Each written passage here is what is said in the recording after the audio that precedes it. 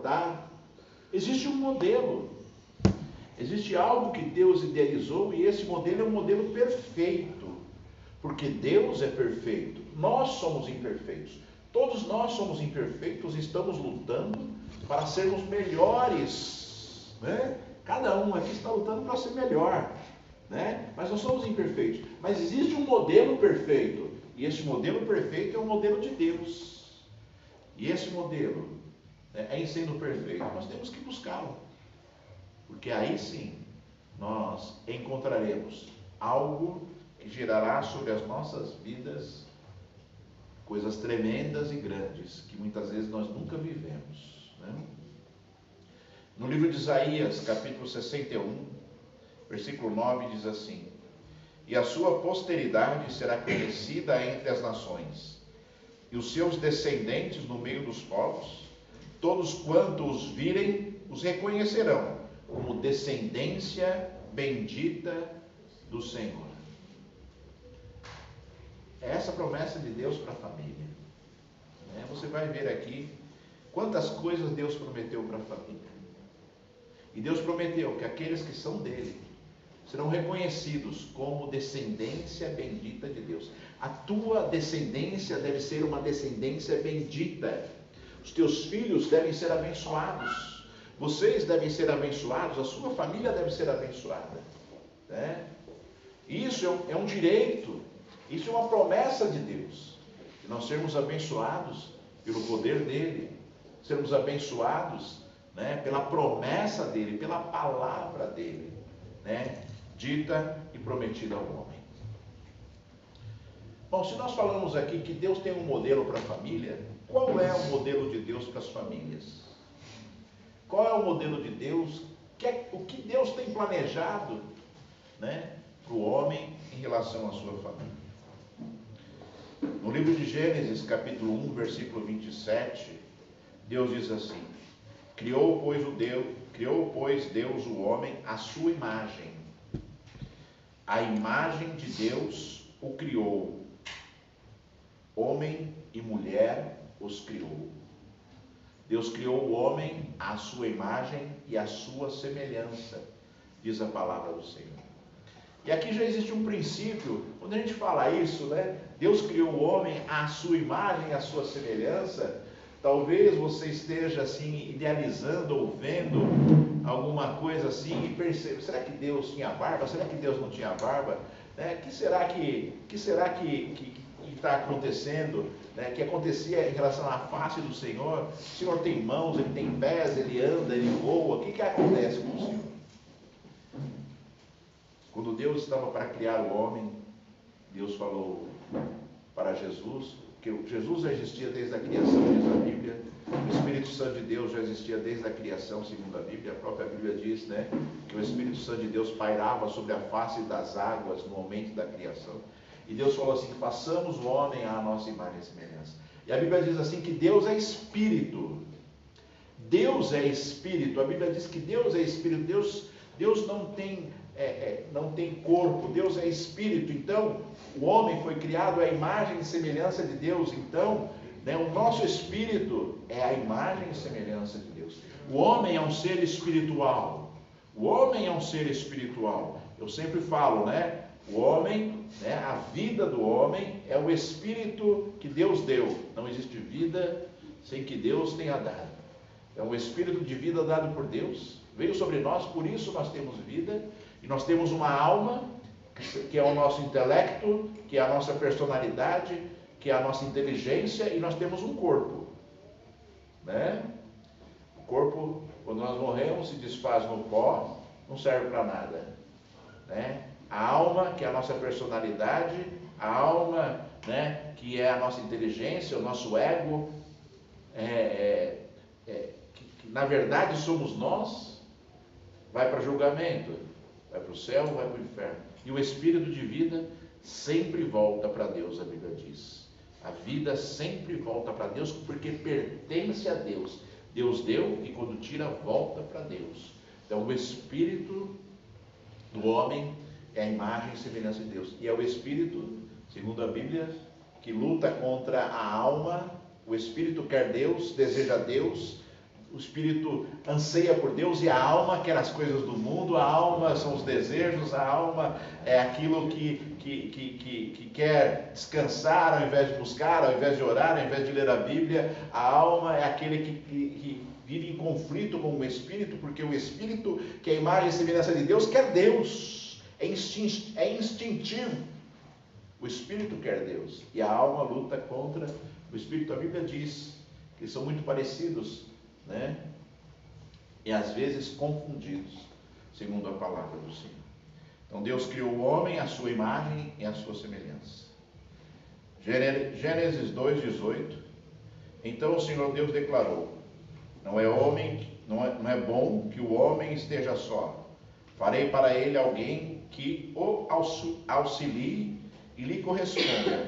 Então o Senhor Deus fez o homem cair em profundo sono, e enquanto este dormia, tirou-lhe uma das costelas, fechando o lugar com carne. Com a costela que havia tirado do homem, o Senhor Deus fez uma mulher e a trouxe a ele. Disse então o homem: esta sim é osso dos meus ossos, carne da minha carne, ela será chamada mulher, porque do homem foi tirada.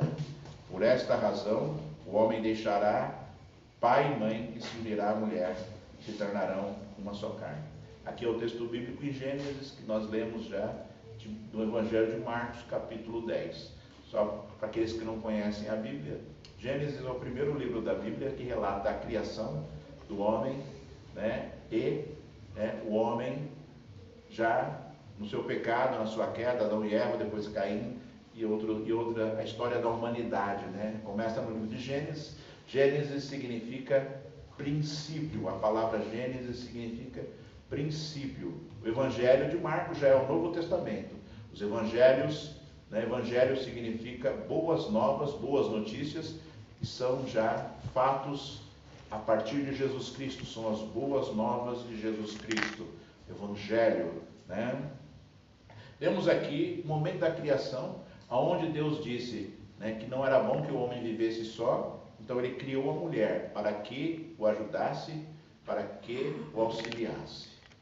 E aí já existe, né, uma controvérsia. As mulheres, quando a gente fala em relação a isso, ficam todas, né, mexidas, né? Mas não tem nada de ruim nisso. Eu sempre falo, irmãos, o casal é um casal. E conforme diz a Bíblia, eles se tornam uma só carne, um auxilia o outro. O homem, ele tem uma mente racional, uma mente mais racional do que a mulher. A mulher é mais sentimental. A mulher vive mais as emoções, o homem vive mais, né, o dia a dia, ele é mais duro, ele é uma pessoa que foi criada desta forma. E a mulher, né, com essas características que ela tem, mais sensível, com mais sensibilidade, aconselha o homem, ajuda o homem, enxergando coisas que às vezes o homem não enxerga, né? Apoia o homem nas suas dificuldades, né? Porque o homem também tem dificuldades, e assim o homem também em relação à mulher. Existem inúmeras responsabilidades dadas ao homem e dadas à mulher, e são responsabilidades, espiritualmente falando, diferentes. Deus não deu a mesma responsabilidade para o homem em relação à mulher. Estou falando de coisas espirituais. Talvez você esteja falando assim: Deus não quer que eu trabalhe, Deus não quer que a mulher trabalhe. Não estou falando nada disso. Estou falando da questão espiritual. Como Deus idealizou o casal, como Deus idealizou o homem e a mulher. Para que o homem existe? Para que a mulher existe? A mulher é companheira do homem, foi criada para ser companheira do homem, para ser conselheira do homem, para ser uma mulher que ajuda o homem, né? Esta é a verdade bíblica.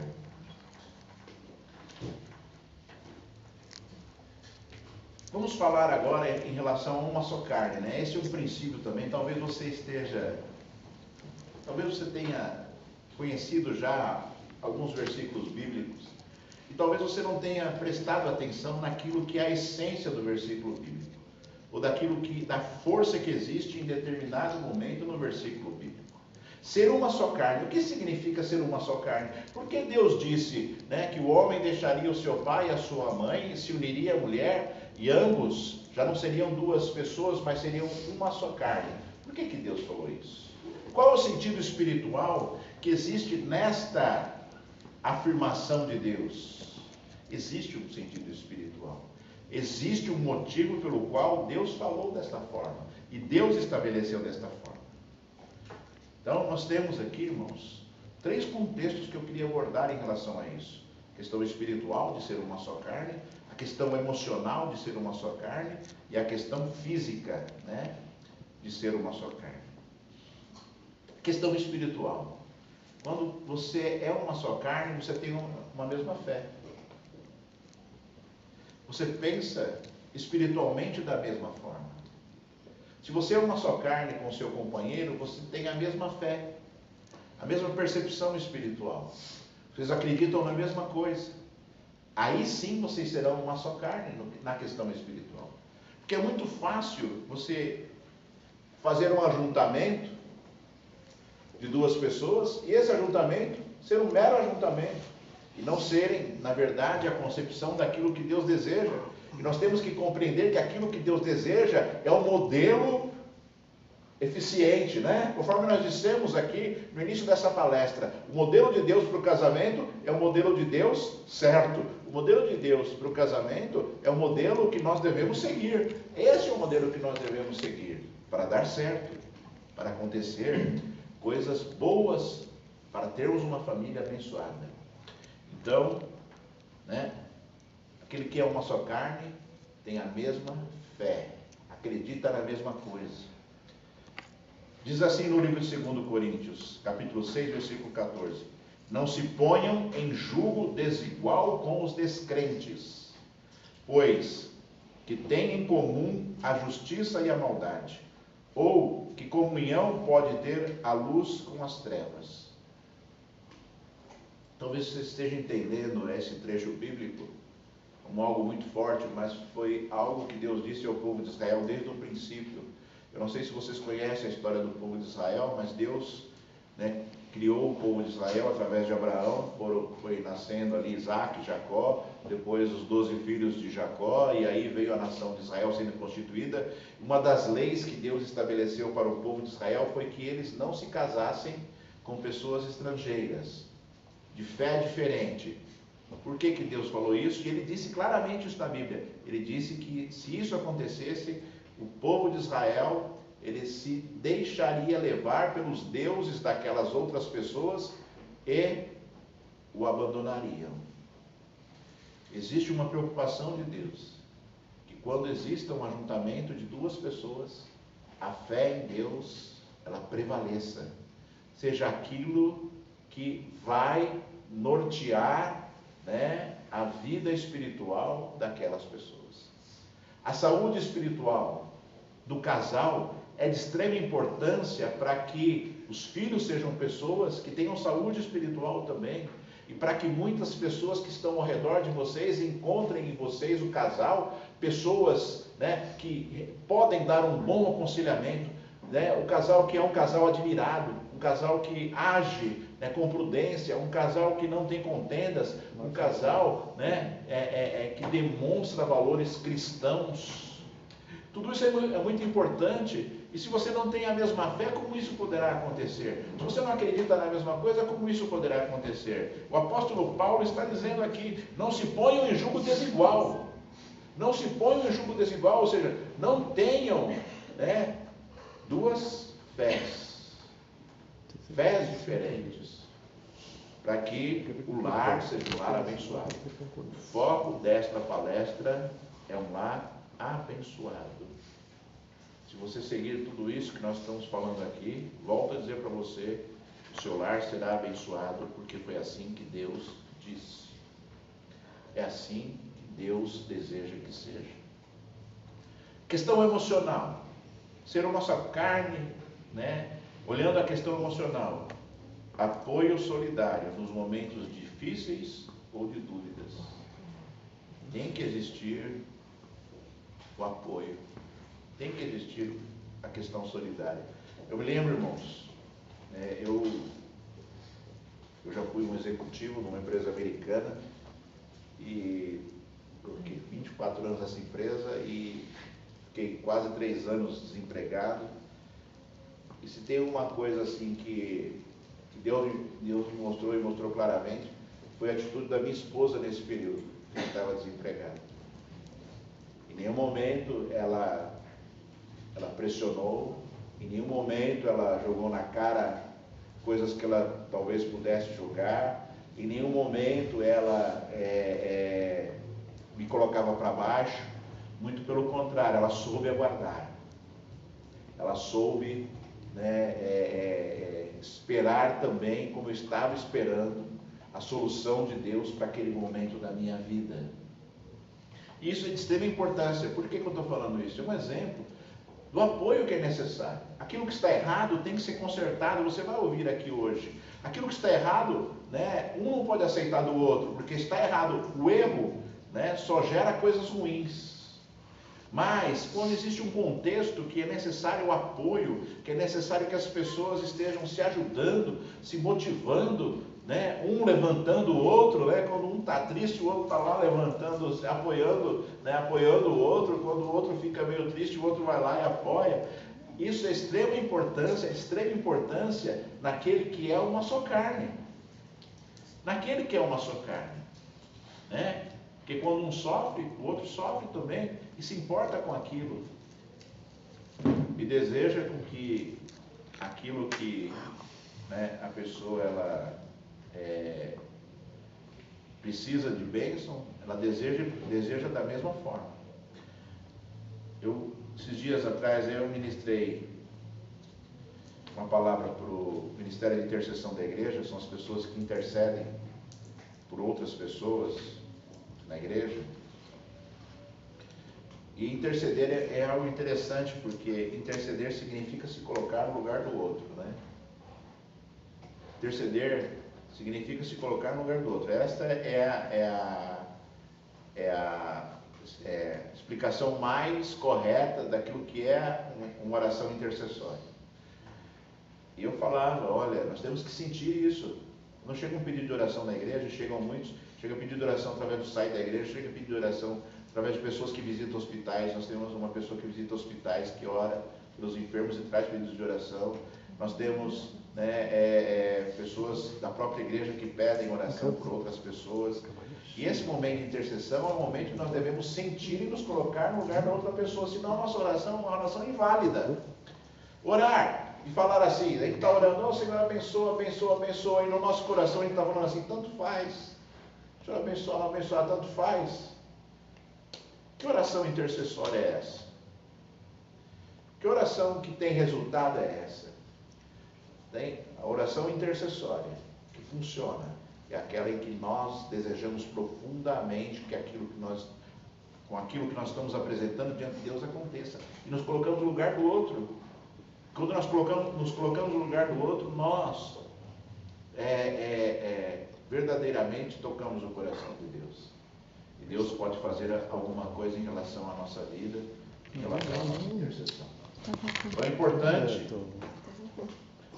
você sentir aquilo que o outro sente, é importante você desejar aquilo que o outro deseja, é importante tudo isso, para que as coisas de Deus funcionem bem. Ser uma só carne, na questão física, você fala assim, poxa, mas Deus pensou nisso? Lógico que Deus pensou nisso. Ter uma vida sexual ativa. Olha só o que diz a palavra do Senhor. Eu gostaria que você prestasse bem atenção nesses 2 versículos aqui, porque as pessoas não têm a mínima noção daquilo que está na Bíblia, por isso praticam coisas erradas.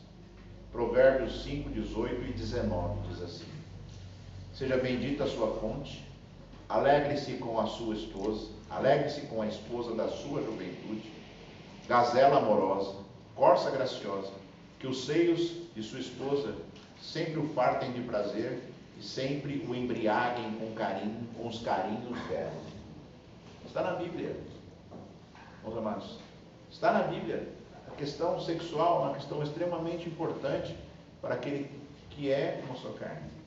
E eu vou dizer para você algo aqui que talvez você não compreenda, ou talvez você não tenha pensado desta forma ainda. Quando o homem faz sexo com a mulher, pratica a conjunção carnal, eles estão se transformando numa só carne na prática. Estão se transformando numa só carne na prática. na questão física. E as pessoas às vezes não compreendem isso.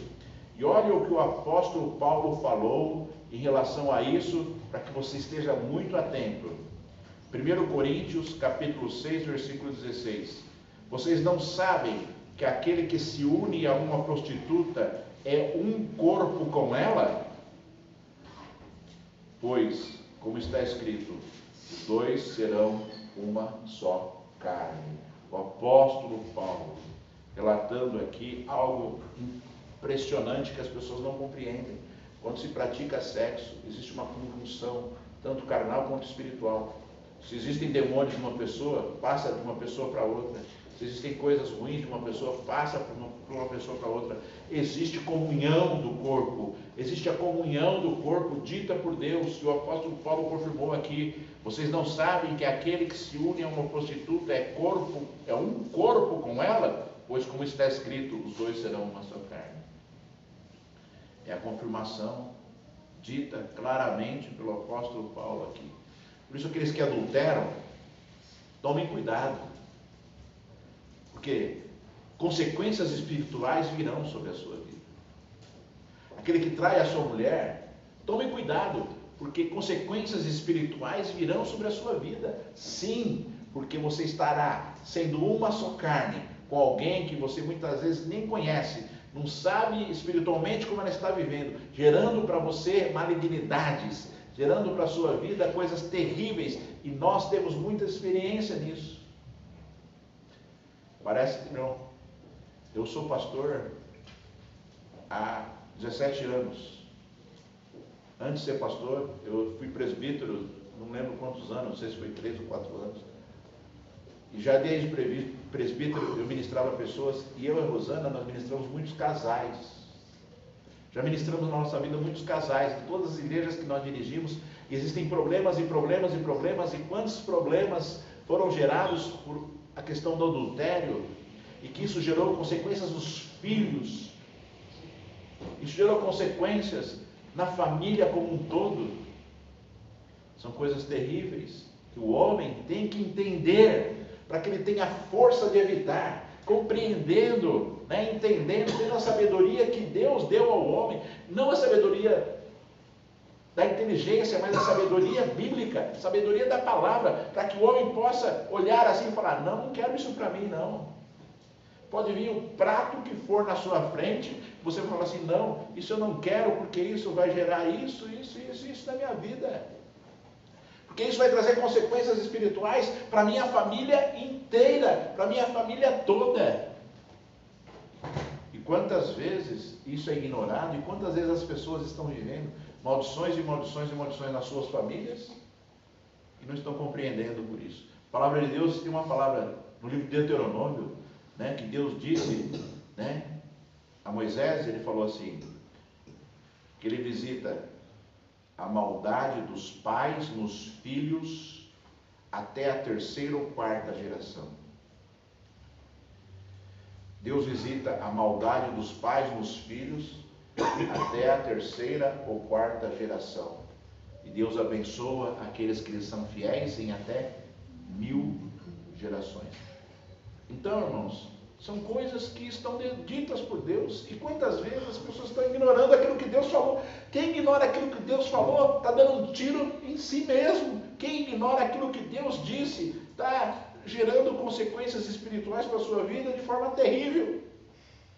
De forma terrível. E as pessoas não estão compreendendo isso.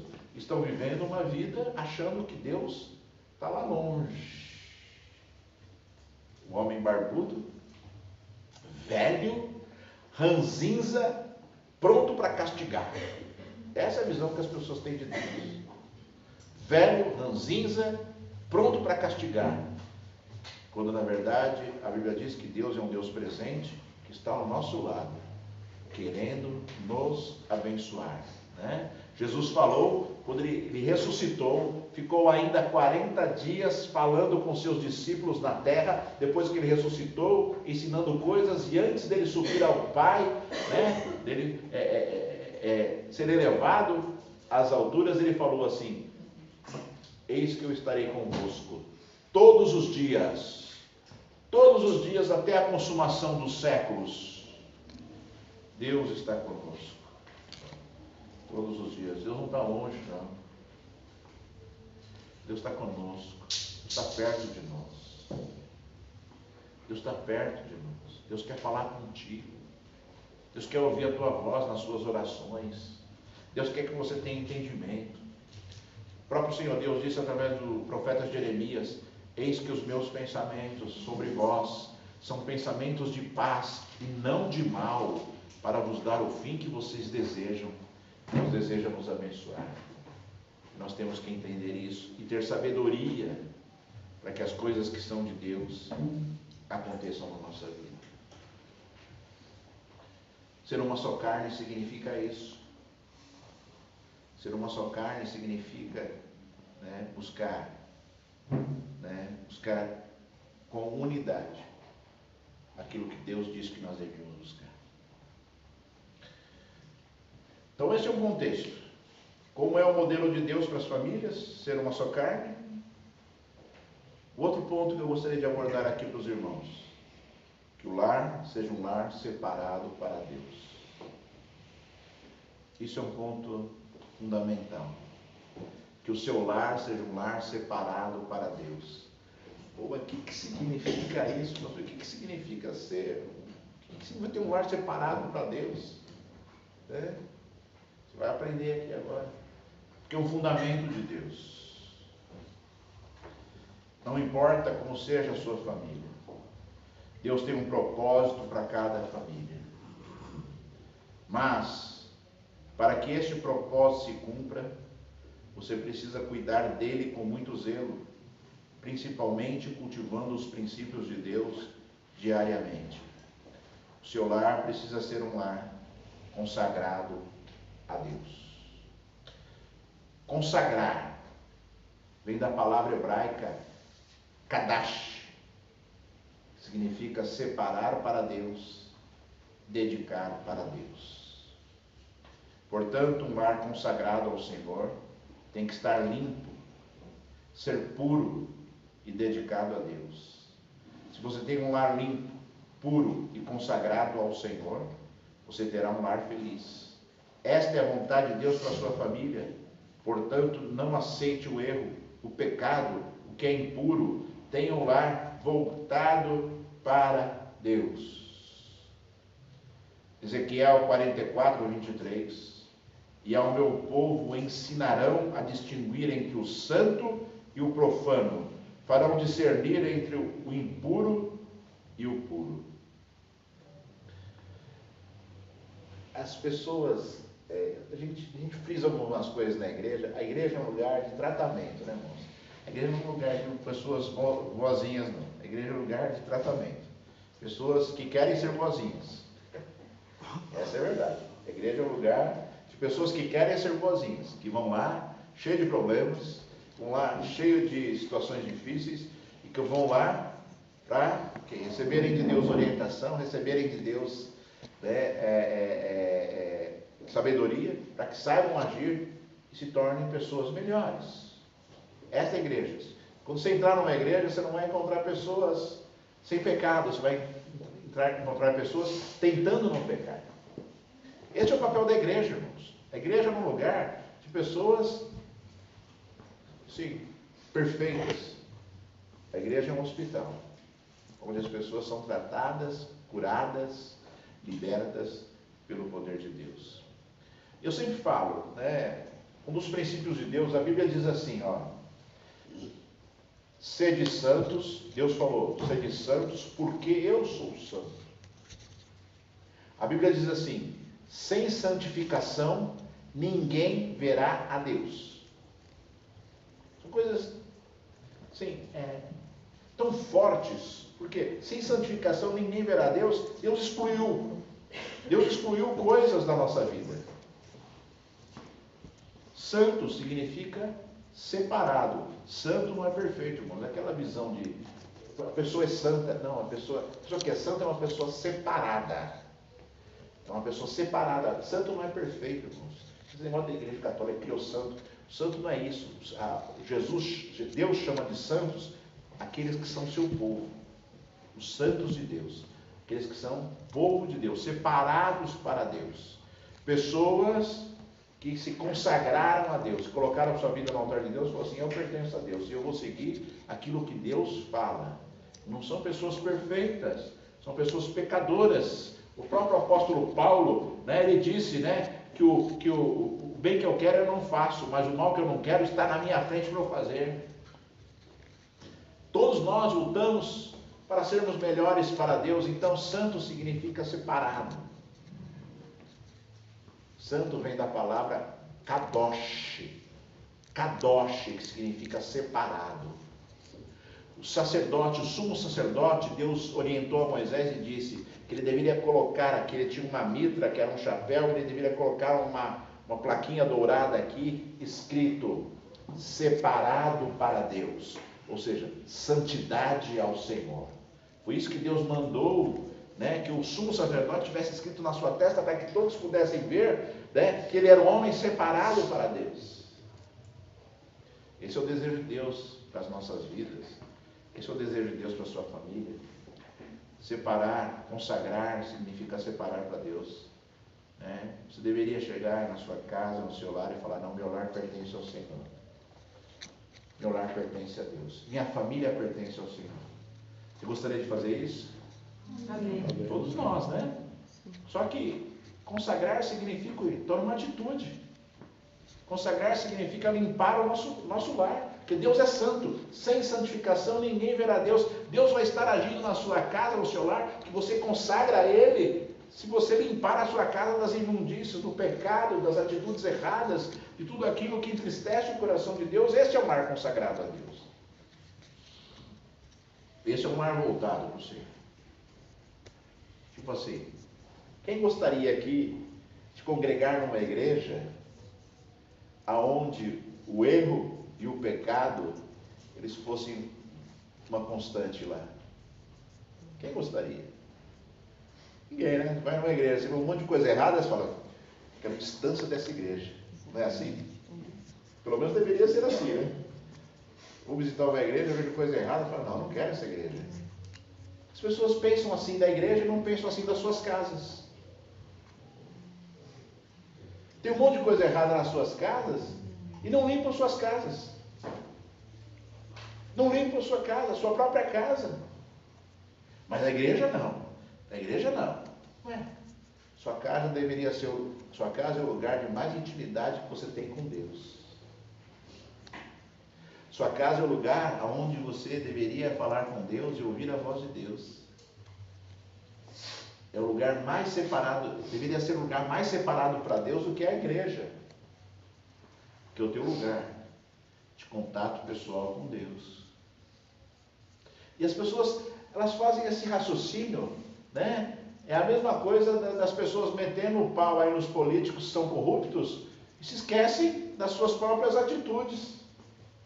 Que quer levar vantagem em tudo, que quer passar a perna no outro, que corrompe o outro para ter vantagem. Falou em vantagem, a pessoa já ela se transforma.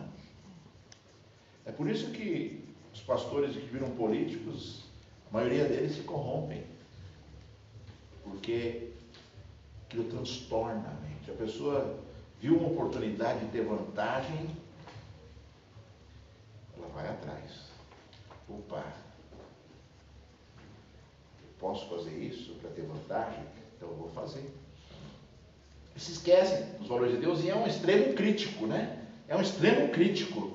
De ver as coisas erradas aí na política, é aquele que fica revoltado, mas não olha para a sua vida e vê aquele igual.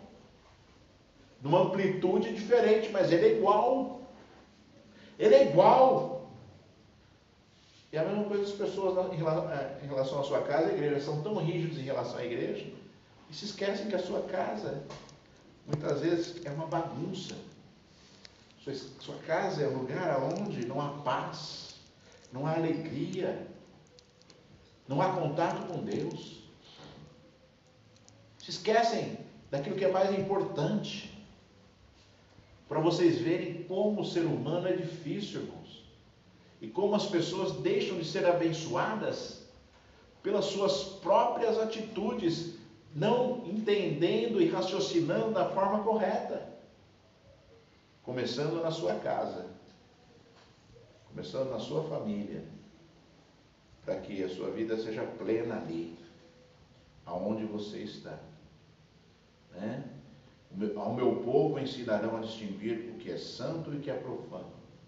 Você tem distinguido o que é santo e o que é profano? O que você pode e o que você não pode fazer?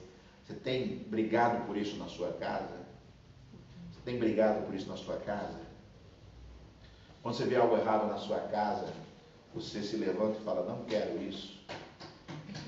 Não quero que vocês façam isso. Não quero que vocês pratiquem isso. Né? É assim que tem que ser a nossa vida. Consagrando o nosso lar ao Senhor. Consagrar significa o quê? Separar para Deus. Né? Santificar não significa tornar algo intocável, né?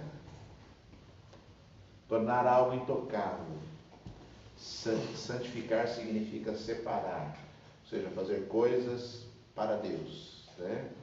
A Bíblia, né? Eu já falei isso na igreja, os irmãos que são da igreja assim, me ouvem falar tantas coisas que eu já vivenciei.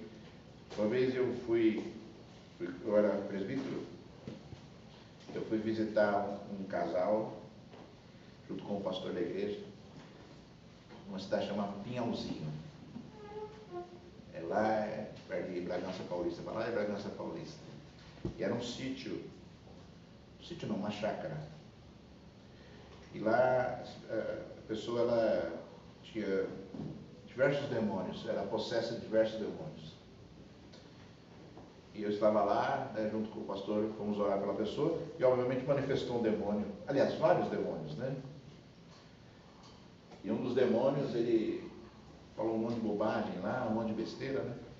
O pastor pegou a Bíblia assim, e mostrou para o demônio, né? A pessoa que estava possessa pelo demônio, falou assim: você conhece esse livro? O demônio falou assim: esse livro é o livro santo de Deus. Os demônios reconhecem isso, obviamente. Esse é um livro separado de Deus para nós. É um livro escrito pelo poder do Espírito Santo, inspirado, que inspirou homens a escreverem esse livro, conforme diz o próprio livro. Por que o demônio chamou de livro santo? Não é que a gente não poderia tocar, né, porque é santo. Não, porque é um livro separado de Deus para nós. Ele deve sugar, usufruir, conhecer. Devemos meditar, conforme diz a Bíblia, de dia e de noite, na palavra do Senhor. E nós devemos compreender que isso é necessário em tudo aquilo que nós temos. Eu falei, estamos falando do lar aqui, mas nós temos que consagrar a Deus tudo aquilo que nós temos. Nossa mente, o nosso coração, nossas atitudes, as nossas palavras, os nossos bens. Esse lar aqui foi consagrado a Deus. Quando eu estava construindo aqui ainda tinha tijolo, aqui não tinha, que eu fiz, eu morei 5 anos construindo em várias fases, e uma das